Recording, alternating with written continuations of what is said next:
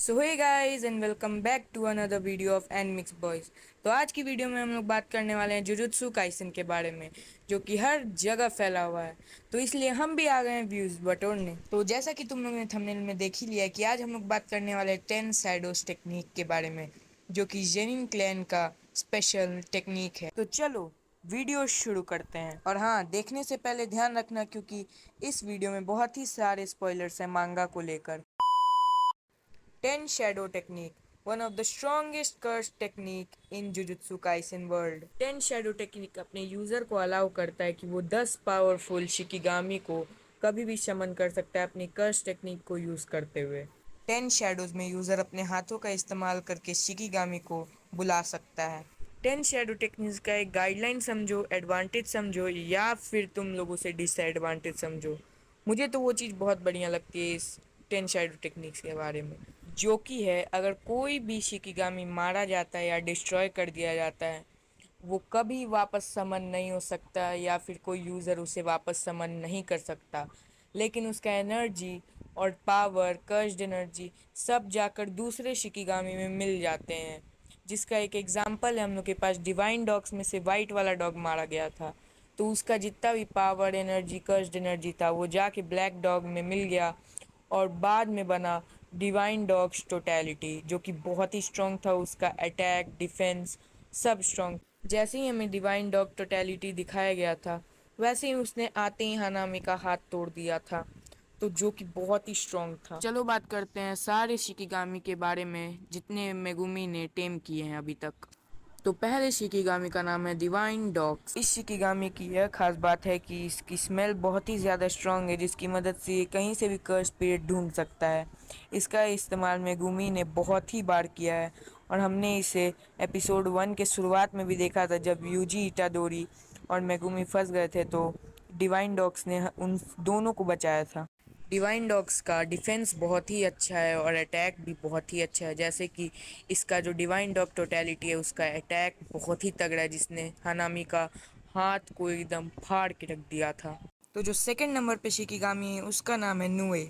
नुए, इसकी खास बात यह है कि ये उड़ सकता है और ये अपने इलेक्ट्रिक शॉक से किसी भी अपोनेंट को पैरालाइज कर सकता है, कुछ टाइम के लिए या फिर कुछ दिनों के लिए। जुजुत्सु काइसेन के सीजन 1 एपिसोड 4 में नुए पहली बार दिखाया गया था।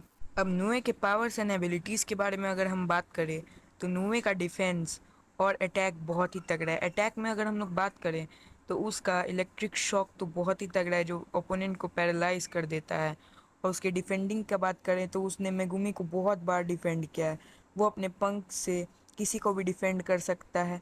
आने वाले कलिंग गेम आर्क में नुए का अपीयरेंस बिल्कुल ही चेंज हो जाता है, क्योंकि वो सुकुना के कंट्रोल में आ जाता है, क्योंकि सुकुना ने मेगुमी के बॉडी पे कंट्रोल रखा हुआ है। नुए बहुत ही बड़ा हो जाता है, एक बिल्डिंग के बराबर का। तीसरे नंबर पे जो शिकिगामी है उसका नाम है टोड। ये शिकिगामी मेगुमी का वन ऑफ द यूजफुल शिकिगामी है। इस शिकिगामी ने मेगुमी का हर तरह से मदद किया है पूरे जेजे के सीजन 1 में। टोड्स के दो फॉर्म है, नॉर्मल टोड और टोड जिसके पास पंख हैं। और अब टोड्स के पावर्स एंड एबिलिटीज़ के बारे में अगर हम बात करें तो टोड्स का अटैक डिसेंट है, लेकिन उनका डिफेंस बहुत ही तगड़ा है और नेक्स्ट लेवल का है। टोड्स ने कई बार मेगुमी को बहुत सारे अटैक से बचाया है और उसने एक बार नोबारा को भी बचाया था। टोड्स का आगे शिबुया आर्क में भी बहुत ज़्यादा इंपॉर्टेंस है, तो देखना मत भूलना, शिबुया आर्क बहुत जल्दी ही आने वाला है। मेगुमी को टोड्स को बुलाने का बहुत ही यूनिक तरीका है, नुए प्लस गामा। और जब भी वो टोड्स को बुलाता है कुछ अलग ही सा हैंड साइंस बनाता है, जो कि बहुत ही मस्त लगता है।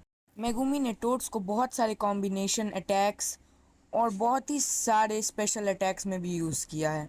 जो शिकिगामी फोर्थ पे आ रहा है उसका नाम है द ग्रेट सरपेंट। इस शिकिगामी की खास बात यह है कि ये सरप्राइज अटैक करता है। मेगुमी इसे ग्राउंड में से सरप्राइज अटैक करने के लिए यूज़ करता है। जब सरपेंट हम लोग को पहली बार दिखाया गया था तब तो मैं इसका फ़ैन बन गया था, ये क्या ही मस्त दिखता था। लेकिन उसी लड़ाई में सुकुना के साथ ये मारा भी गया। हम लोग को एक सवाल का जवाब अभी भी नहीं मिला, जब ये ग्रेट सरपेंट मरा तो इसका पावर किस में ट्रांसफ़र हुआ। जैसा कि मैंने तुम लोग को बताया, इसका पावर, कर्स्ड एनर्जी, किसी चीज़ में ट्रांसफ़र हो जाएगा, किसी शिकिगामी में। लेकिन हम लोग को अभी तक नहीं बताया गया है कि किस शिकिगामी में इसकी पावर्स एबिलिटीज़ गई है। तो अब बात करें सरपेंट के अटैक डिफेंस के बारे में, तो उसका अटैक तो बहुत ही बढ़िया है क्योंकि वो सरप्राइज अटैक में बहुत माहिर है, लेकिन उसका डिफेंस डिसेंट है। वो अपने टेल की मदद से किसी भी ओपोनेंट को जकड़ सकता है, जो कि उसका बेस्ट एबिलिटी मुझे लगता है। वही जकड़ने वाला काम वो सुकुना के साथ कर रहा था, लेकिन सुकुना ठहरा किंग ऑफ कर्सेस। उसने एक ही ब्लो में इसका हालत ख़राब कर दिया। और नंबर 5 पे जो हमारा शिकिगामी है उसका नाम है रैबिट स्केप। इस शिकिगामी की क्या ही बात करूं, ये भी एक one of the useful shikigami Megumi का। ये शिकिगामी बहुत ही मदद कर सकता है तुम्हारे बहुत ही डेंजरस या फिर हार्ड टाइम्स में। ये शिकिगामी हमें शिबुया आर्क में पहली बार दिखने वाला है। शिबुया आर्क में इसका बहुत ही यूज़ किया है मेगुमी ने, अपने पापा टोजी से लड़ते हुए या फिर किसी भी मुस्टंडे से लड़ते हुए। इस शिकिगामी की खास बात यह है कि ये बहुत ही बड़े झुंड में आता है रैबिट्स के, जो कि तुम्हारे ओपोनेंट को डिस्ट्रैक्ट कर सकती है। उतनी ही देर में तुम भाग जाओ या फिर अपना स्पेशल मूव प्रिपेयर करके उसकी हालत ख़राब कर दो। अब रैबिट स्केप के पावर्स एंड एबिलिटीज़ की बात करें तो इनका अटैक तो डिसेंट है, हालांकि इनका डिफेंस भी डिसेंट ही है। इनका मेन काम यह है कि ये तुम्हारे ओपोनेंट को डिस्ट्रैक्ट कर दे तुमसे, ताकि तुम कुछ अपना स्पेशल अटैक या कोई भी अटैक तुम अपना प्रिपेयर करो या फिर तुम भाग जाओ पीछे से। इसलिए ये यूज़ होते हैं। इनका स्पीड बहुत रहता है, तो इसलिए ये थोड़े मोड़े अटैक्स भी कर सकते हैं। डिफेंस के लिए ये काम नहीं आते। लेकिन मेगुमी एक ऐसा सॉर्सर है जो इनका बहुत ही अच्छे से इस्तेमाल करता है। नंबर 6 पर जो शिकिगामी है उसका नाम है मैक्स एलिफेंट। यह शिकिगामी बहुत ही बड़ा है और उसी हिसाब से बहुत ज़्यादा कर्ज एनर्जी यूज़ करता है।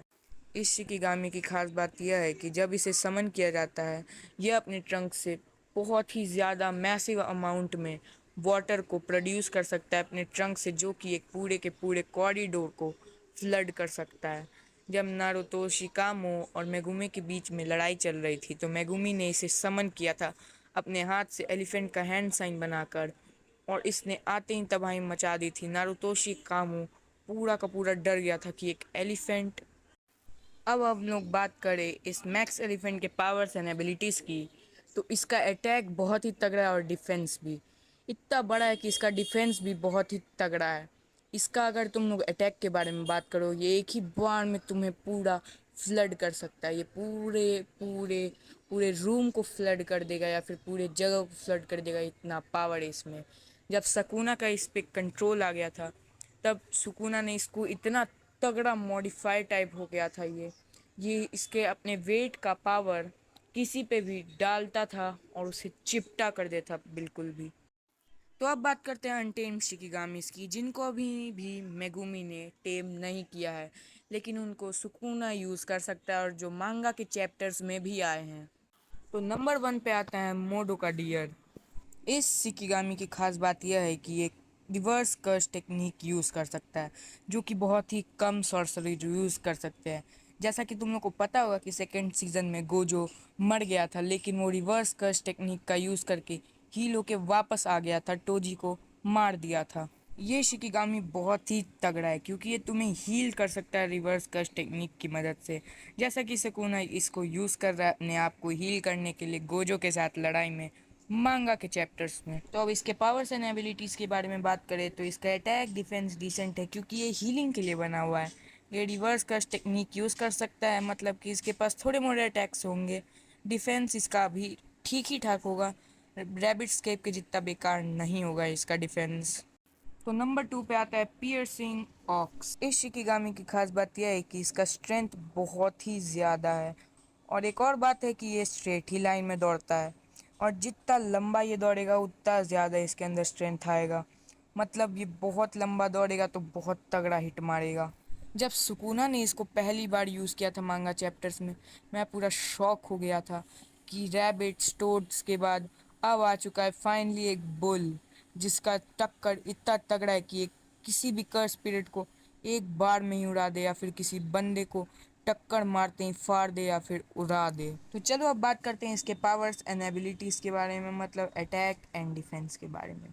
इसका अटैक तो बहुत ही तगड़ा है, अगर किसी को एक बार हिट हो गया तो वो ख़त्म। डिफेंस इसका उतना बढ़िया नहीं है मेरे हिसाब से, लेकिन अटैक में भी इसका एक डिसएडवांटेज है। जब ये भागता है तो वो सिर्फ एक स्ट्रेट लाइन के अंदर भागता है, इसलिए कोई भी इसको आसानी से डॉज कर सकता है। तो अब बारी है नंबर 3 की। 8 handle sword, divergent sealer, divine general, माहोरागा। इस शिकिगामी को कोई नॉर्मल शिकिगामी से कंपेयर बिल्कुल भी मत करना, क्योंकि ये इतना ताकतवर है कि इसने गोजो की भी हालत ख़राब करके रखी हुई है रिसेंट चैप्टर्स में। गोजो भी बोल रहा है कि भाई बस कर, क्योंकि गोजो का अल्टीमेट वॉइड या फिर उसका लिमिटलेस कोई भी चीज़ काम नहीं कर पा रहा है माहोरागा के सामने। माहोरागा पे एक सेपरेट वीडियो भी आने वाली है, जिसमें मैं माहोरागा के बारे में एक एक चीज़ बताने वाला हूँ। माहोरागा के पास स्पेशल एबिलिटी है कि वो किसी के भी अटैक को एक बार के बाद अडेप्ट करना शुरू कर देता है। जैसे कि गोजो ने लिमिटलेस यूज़ किया था माहोरागा पे, जिसको माहोरागा ने अडेप्ट कर लिया दूसरे बारी में, और अब गोजो का लिमिटलेस बिल्कुल भी काम नहीं करने वाला माहोरागा के पास। तो माहोरागा के पावर्स एंड एबिलिटीज़ के बारे में हम लोग अगली वीडियो में बात करेंगे, मतलब कि who is माहोरागा and what it its powers and ability. तो आज की वीडियो में बस इतना ही। होपफुली कि तुम लोग को ये 10 शैडोज समझ आ गया होगा। अगर तुम्हें ये वीडियो अच्छी लगी हो तो चैनल को सब्सक्राइब करना और वीडियो को लाइक करना और कमेंट करना कि तुम्हें कौन सा शिकिगामी सबसे पसंद है। तो बताना कमेंट सेक्शन में। तो मिलते हैं अगली वीडियो में, तब तक के लिए बाय बाय।